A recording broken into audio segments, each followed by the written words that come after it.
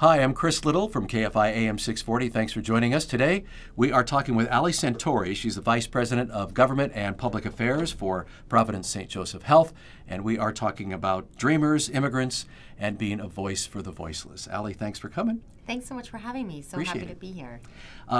Tell me a little bit about your job, or a lot about your job.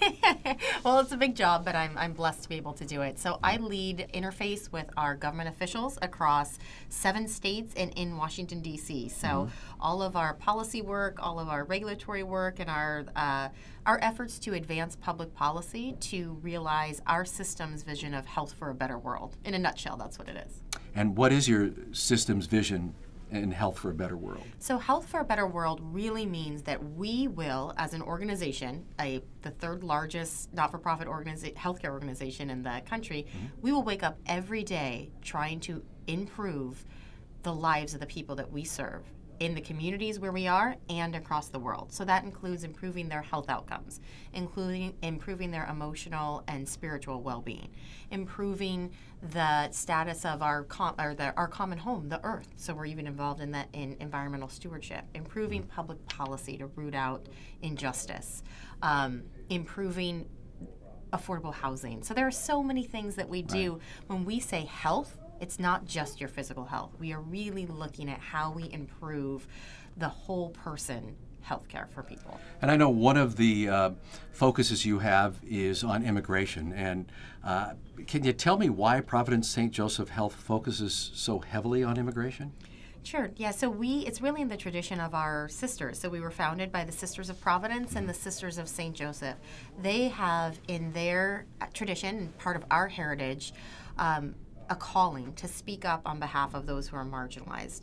We are a nation of immigrants. We are an organization of immigrants within Providence St. Joseph Health. So we feel that we have to be that voice on behalf of the voiceless, to speak up on behalf of the poor and vulnerable.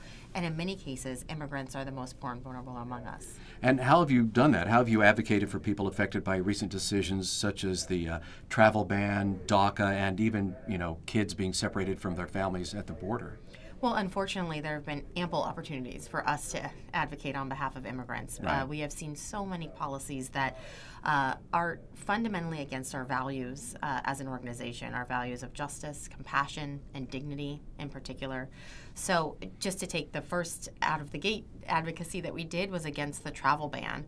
The travel ban was issued shortly after the president's first term began in January of 2017. We had not gotten involved in this sort of issue in a very vocal way. When the travel ban was issued, I had such a fundamental feeling in my heart. I was in Washington, D.C. The rest of our organization, the heart of it, is in Seattle. I saw it come out, and I knew it just was so antithetical to who we are in terms of our culture as an organization and what our culture should be as a society of welcoming immigrants, that long tradition of welcoming immigrants that we have. So I texted our lead communication specialist and our CEO in all caps and said, what are we going to do? We cannot stand by.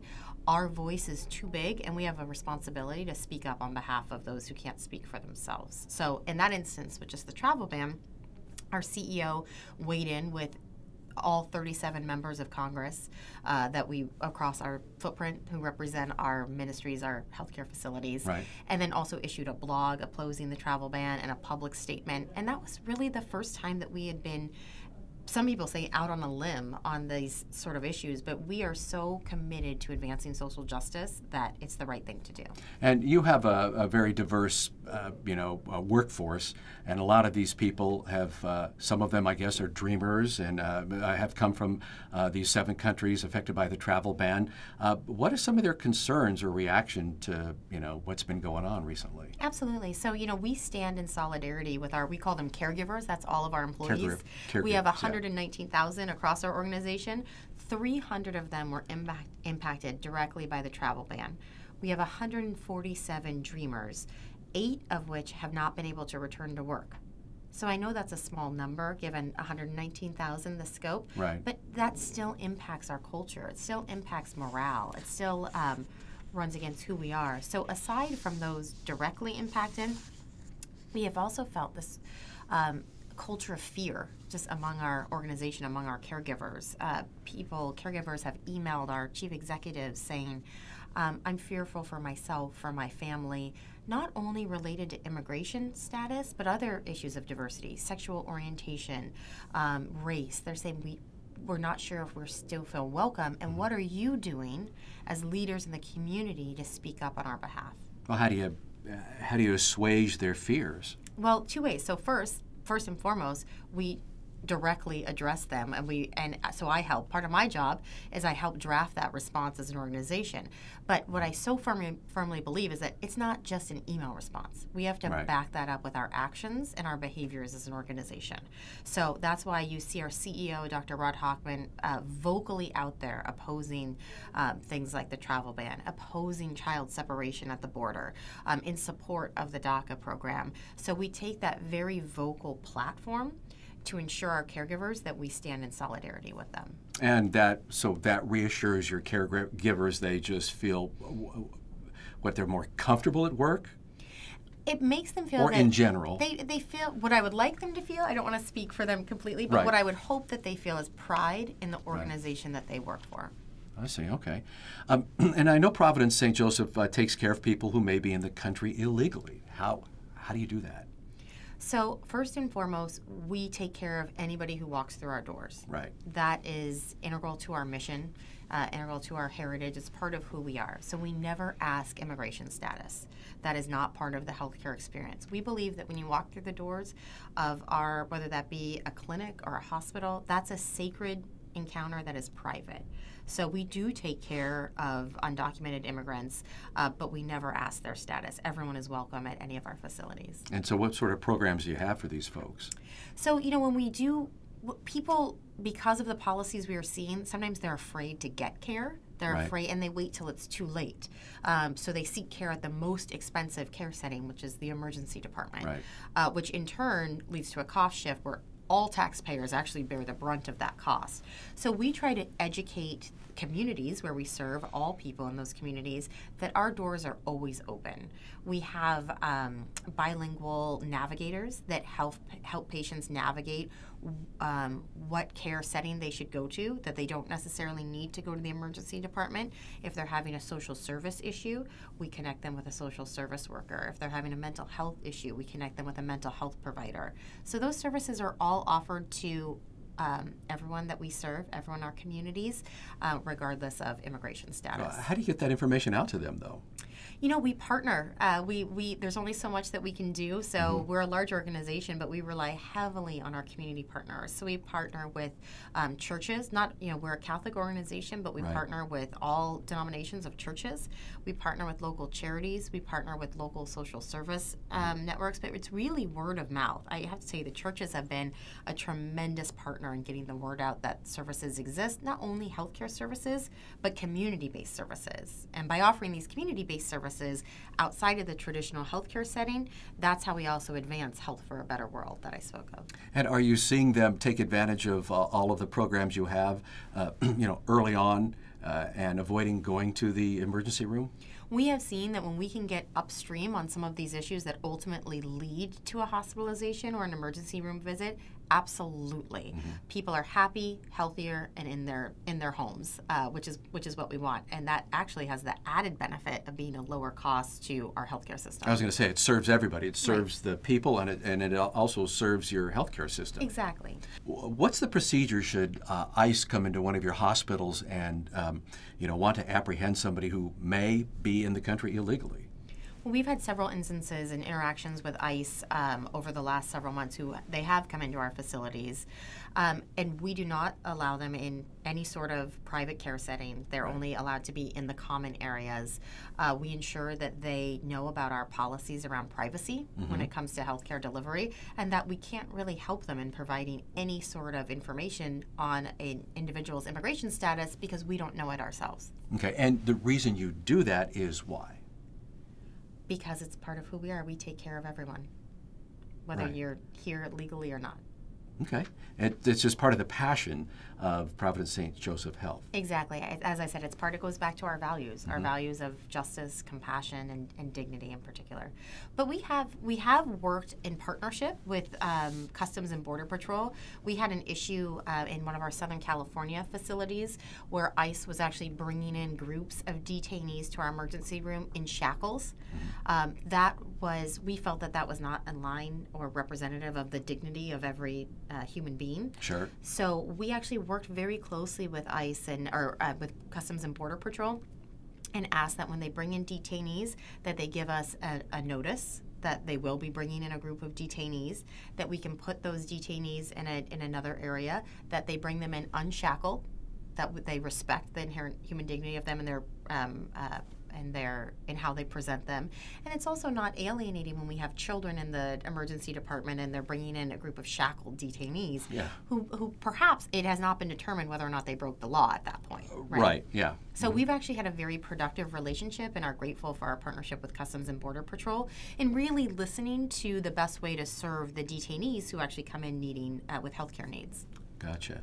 And you've been really vocal about human trafficking related to immigration because a lot of people are coerced or taken, against their will from other countries. So how do you identify people who go through the ER, that might be trafficked and, what do you do for them? And how do you know when to get involved?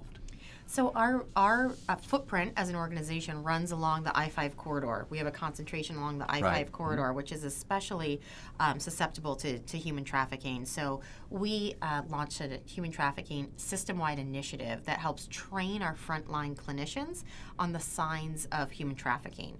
So, and that's not actually trains not only frontline clinicians, but the entire staff of a hospital to say, here are the signs, here's what you need to be aware of. Research has shown that over 80% of human trafficking victims had contact with a healthcare professional. And sometimes that's the only outside contact that they'll have. So it's so important that people in the healthcare setting have the training to recognize the signs of a victim of human trafficking and then have the information to connect them to the resources that they need. So that's how you help them? Yes. When do you know when to get involved?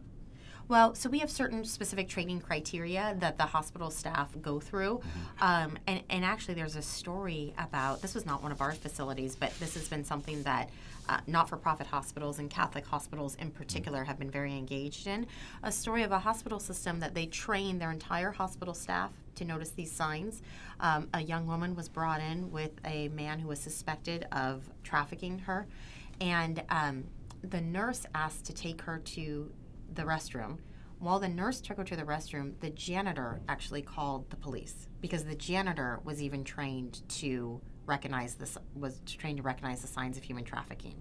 So when you have that holistic, all-in commitment to helping the poor and vulnerable or people that might be marginalized in this type of situation, every single person in our organization can make a difference. Your CEO, Rod Hoffman, who I've talked to in the past, has been very vocal about taking a stand and helping the less fortunate, a voice for the voiceless, as we've been talking about. In a recent interview, he talked about being the child of immigrants and why Providence St. Joseph Health is so passionate about being a voice for the voiceless. And we're going to take a look at that interview right now. And last but not least, both of my parents were immigrants. So they came to this country in 1950. So the issues around immigration, what they mean to us, and what they mean to us as an organization are things that are very, very important to me myself.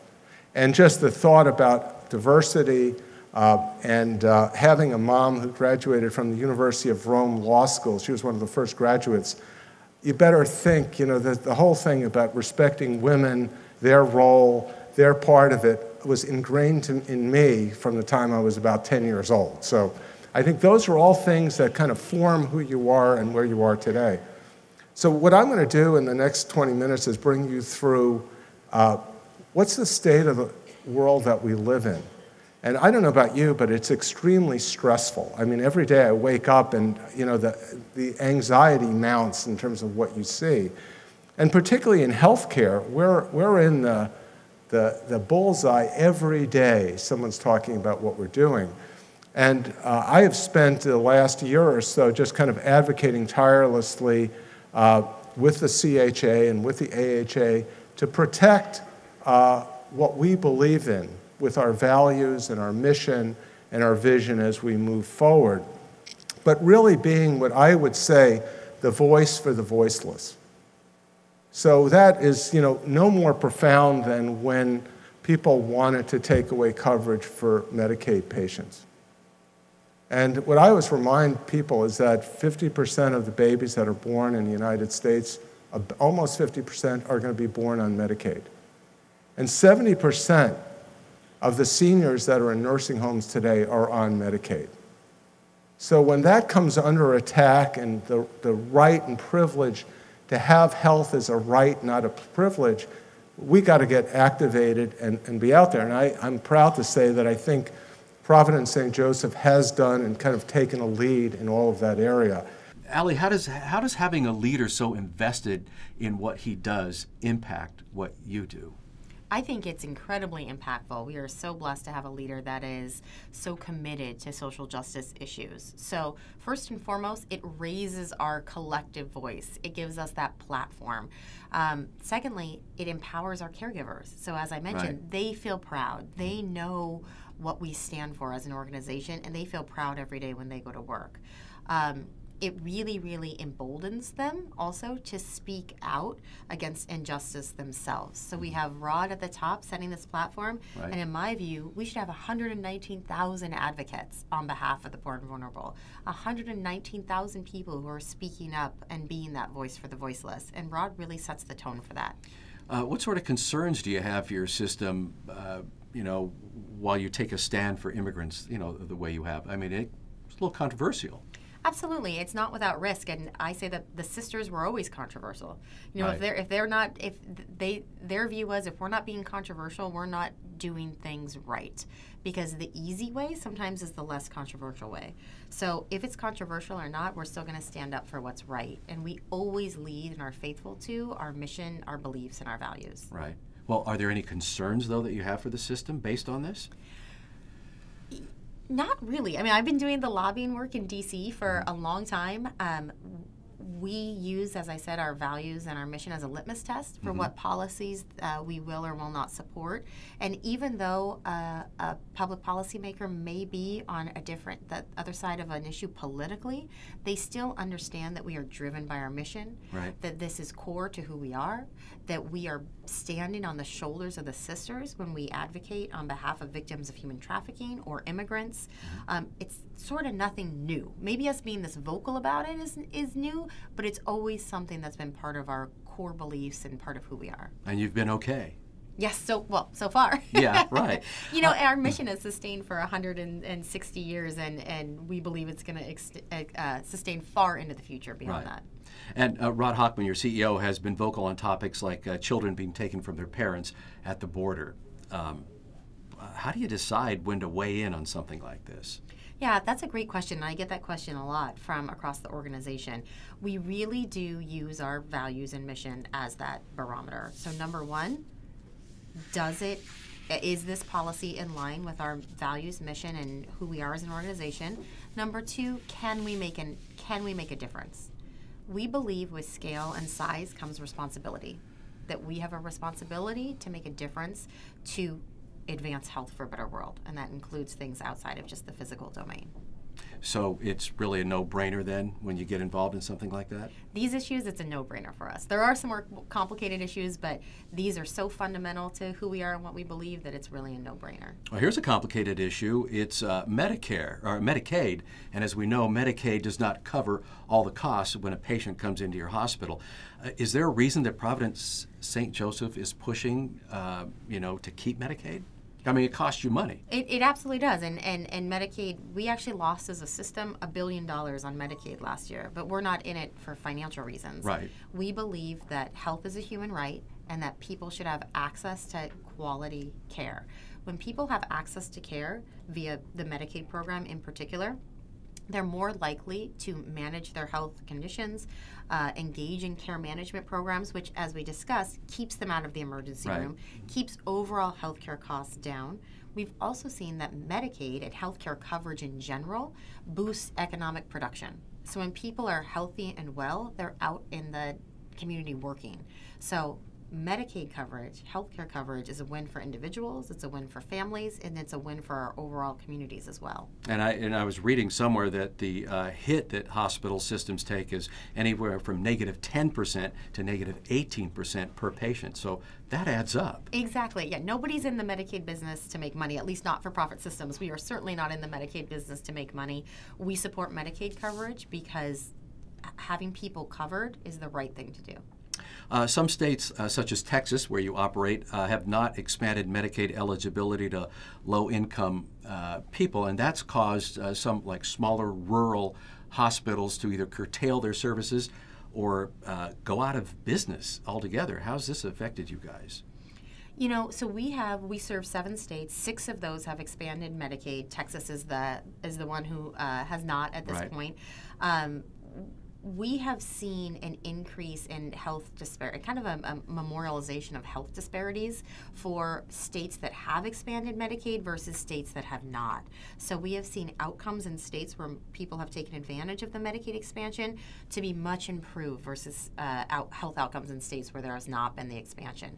We are blessed to have not experienced in our system hospital closures due to that. But when you don't have people covered, when they lack health insurance, when that safety net is not available to them, it ultimately increases costs overall. Right. And well, we're talking though about rural hospitals where people might have to travel, 4 hours maybe to get to Providence St. Joseph Health Hospital. Absolutely. And again, this is the argument we make to our Republican colleagues too. That's an economic loss. There's an economic productivity that is lost when people don't have access to care. So they're either pushing off care needs, or they are taking time off to take care of a loved one who doesn't have access to care, or using that time to travel, 4 or 5 hours to get their healthcare needs met. And that's just not, we're a better country than that, Chris. Well, there's also an argument, though, that Medicaid is likely to help prop up hospitals that are, inefficient and wasteful. How do you respond to that? Well, I think like any large government program, especially one that's been around since 1965, we can always look for improvements in the program. And we certainly support innovations within the Medicaid program. We've supported the Medicaid waiver process, delivery system waivers, where those waivers allow states to redesign the Medicaid programs to specifically fit the needs of the individuals in that state. So we support innovation within the program. I think you constantly have to be looking at how to improve the program, how to redesign the program to most cost efficiently meet the needs of the people who use that program. So we still, as a system, we have Medicaid reimburses about 40 to 60% on the dollar. So hospitals are not using Medicaid as a windfall by any means. We've talked a lot about giving a voice to the voiceless, and there are people watching and people who may not even be watching who would want to get involved in giving a voice to the voiceless. How do you help that community? How can somebody get involved and help you or help Providence St. Joseph Health do what you guys are trying to do? I'm so glad you asked that question, Chris. I just heard a saying at my meeting earlier today. It said we may have gotten here in different boats, but we're all in the same boat now. And that's kind of how we see it in terms of our collective society. So everybody has a responsibility to help improve the communities where they live. One way that we have opened up that opportunity to help be a voice for the voiceless is our grassroots advocacy hub, which can be found at on psjh.org. It allows our caregivers, and depending on the issue, other people within the community to weigh in directly with policymakers on these important issues that we've talked about today. Issues like immigration, issues like human trafficking, issues like gun violence prevention. So our grassroots hub has really provided that platform for caregivers to get involved and to carry this work with them. And it also, in several cases, is available to community members as well. So this is an area that people can advocate and they can speak directly, not directly, but through you to lawmakers? Absolutely. They can speak directly to lawmakers. So it allows them to input. We have certain templates on positions that we have taken as an organization. If they would like to add their voice to that, they can send an individual letter to a lawmaker weighing in either against an immigration rule, in support of the Medicaid program, things like that. They can say, I live in Burbank, California. I'm very concerned about the safety and status of immigrants in my community. Will you please join me in enacting policy XYZ? And then it goes straight to their member of Congress. And these guys listen? They do. They do. I mean, they are elected by the people, Right. right? So they listen to their constituents. It's important for them to know what their constituents are thinking. Mm-hmm. And there's a lot of people who think that sometimes, we go ahead and we contact our elected officials and they really don't care about what we're saying, but you're here to tell me that they, in a lot of cases, do. Well, they have to care if they want to get reelected. Okay. Is there anything that you'd like to add before we close? Something I've missed? I would just add that I'm so grateful to work for an organization that takes standing up on behalf of the marginalized, standing up on behalf of the poor and vulnerable. They take that to heart, and we back that up with our behaviors and actions. And I'm really grateful for your time today and letting us talk about the ways that we've done that. I think it's fascinating. I think you guys do a great job, and that's why I'm sitting here with you. This is Ali Santore. You're the Vice President of Government and Public Affairs for Providence St. Joseph Health, and we'll see you next time. Thanks so much. Thanks for coming.